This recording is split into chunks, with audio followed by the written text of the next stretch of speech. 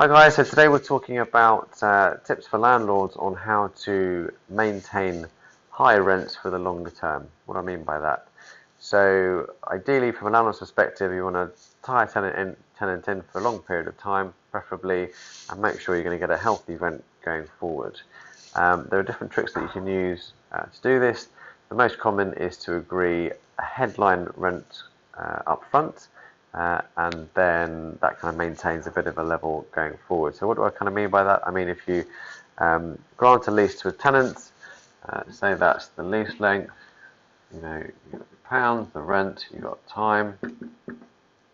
I'll take a lease at this point here, and rather than agreeing a set level of rent at day one, which is going to kind of be for the next 5 years or so, you could agree a higher headline level rent here, but give away some upfront incentives such as a rent-free period, a stepped rent, that kind of thing, which basically means that the rent might start here and then kind of go up, like that, and kind of get to a higher level there.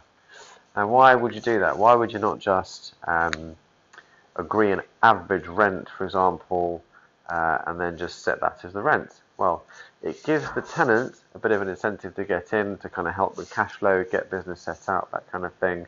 And then it creates a headline back-end rent, which kind of sets a precedent going forward for future reviews, that kind of thing, that might kind of come here and here, where if you've been paying attention to other videos, the rent can't usually go down, it can only go up at that point. So you're setting a bit of a ratchet. You're giving the tenants some assistance up front, you're enticing them into the property, and hopefully you're taking a longer term view.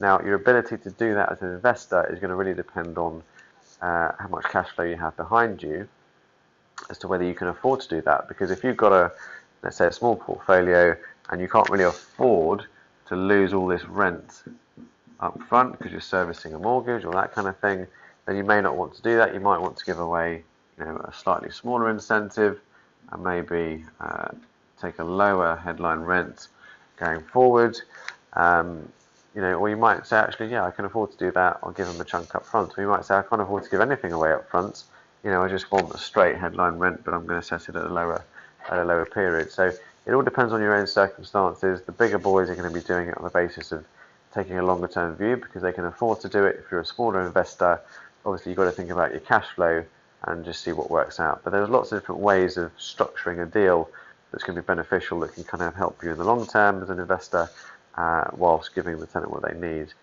initially without sort of putting too much risk on yourself in terms of defaults and that kind of thing. Hope that's helpful. Hopefully that will give you some longer term value later.